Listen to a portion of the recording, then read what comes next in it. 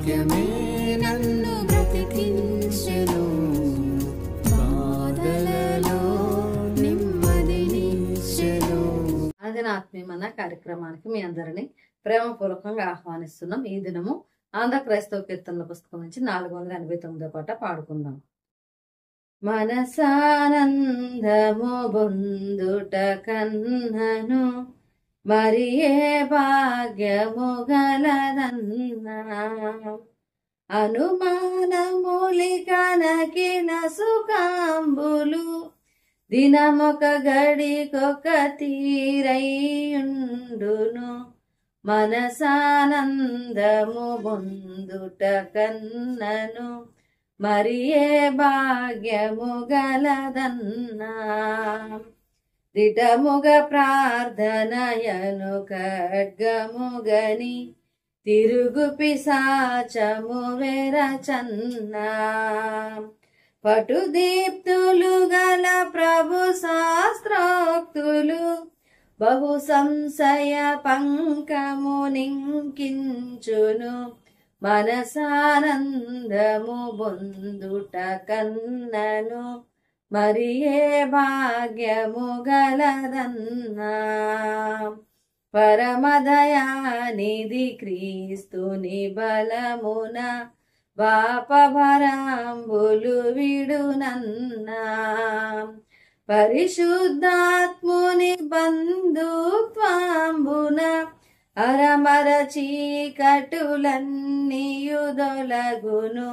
మనసానందము బొందుట కన్నను మరి ఏ భాగ్యము గలదన్నా, అనుమానములికనకిల సుఖంబులు దినమొక గడికొక తీరయుండును. మనసానందము బొందుట కన్నను మరి ఏ భాగ్యము గలదన్నా.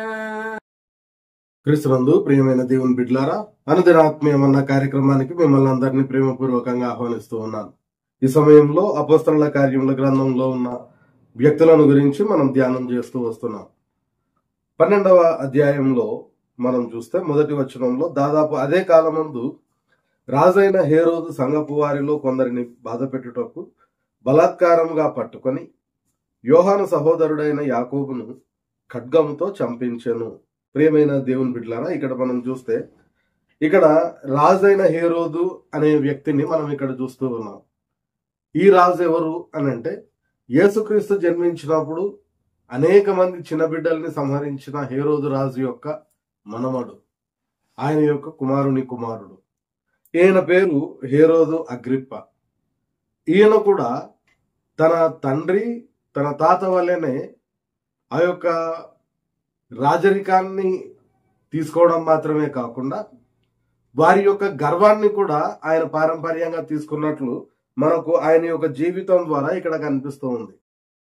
ఆయన కూడా జనం యొక్క మెప్పు కొరకు ఎక్కువగా ప్రయాసపడేవాడుగా మనం చూస్తూ ఉన్నాం. అందుకే ఇప్పుడు మనం చదువుకున్న భాగంలో యోహాను సహోదరుడైన యాకోబును ఆయన చంపించెను, అది యూదులకు ఇష్టమైన కార్యమని గ్రహించెను అనే మాటను మనం ఎప్పుడైతే చూస్తూ ఉన్నామో, యేసుక్రీస్తు ప్రభు వారి యొక్క ఆజ్ఞ మేరకు ఆయన యొక్క స్వార్థను ప్రకటిస్తూ ఉన్న ఆయన శిష్యులను వారు చంపడానికి ప్రయత్నం చేస్తూ ఉన్నారు. ఒక రకంగా ఆ విధంగా ఈ యాకోబు యేసుక్రీస్తు యొక్క శిష్యుల్లో మొట్టమొదటి హతసాక్షి అవుతూ ఉన్నాడు. అది యాకోబుకు దక్కిన ఒక ఘనత. అయితే ఈయన ప్రజల యొక్క మెప్పు కొరకు యాకోబును సంహరించినట్లుగా మనం చూస్తూ ఉన్నాం.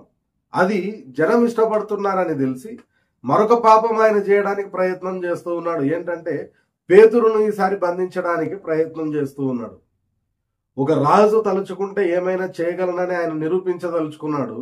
కానీ అర్ధరాత్రి సమయంలో జరిగిన ఒక గొప్ప కార్యాన్ని బట్టి పేతురు ఆ యొక్క చెరసాల నుండి ఎప్పుడైతే రిలీజ్ అవుతూ ఉన్నాడో, అక్కడ ఎంత గొప్ప రాజు అయినా అతని యొక్క అధికారం కొంతవరకే, ఖచ్చితమైన అధికారము శక్తి బలాలు దేవునికి మాత్రమే ఉంటాయి అనే విషయము పేతురు ఆ యొక్క చెరసాల నుండి బయటికి రావడం అనే సందర్భం మనకు తెలియజేస్తూ ఉంది. కాబట్టి దేవుడు మాత్రమే సర్వశక్తిమంతుడు.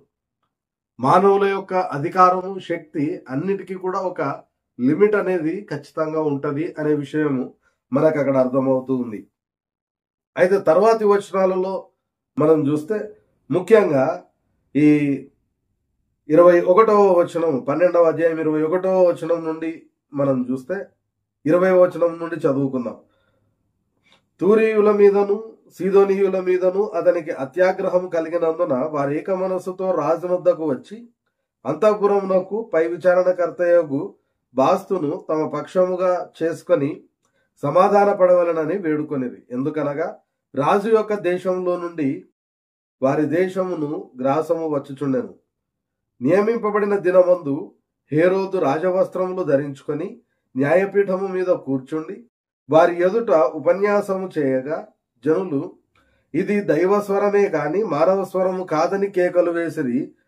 అతడు దేవుని మహిమపరచనందున వెంటనే ప్రభుదూత అతని మొత్తెను గనుక పురుగులు పడి ప్రాణము విడిచెను. ప్రియమైన దేవుని బిడ్డలారా, ఇక్కడ ఎదురైన ఆ యొక్క సందర్భంలో తానే క్రెడిట్ తీసుకోవడానికి ప్రయత్నం చేస్తూ ఉన్నాడు తప్ప దేవునిని గణపరచడానికి ఆయన ఇష్టపడడం లేదు.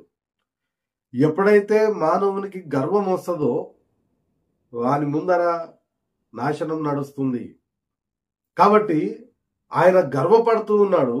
ప్రజలు ఎప్పుడైతే ఆయనను దేవుడు చేయడానికి ప్రయత్నం చేస్తూ ఉన్నారో దానికి ఆయన చాలా సంతోషపడిపోతూ ఉన్నాడు.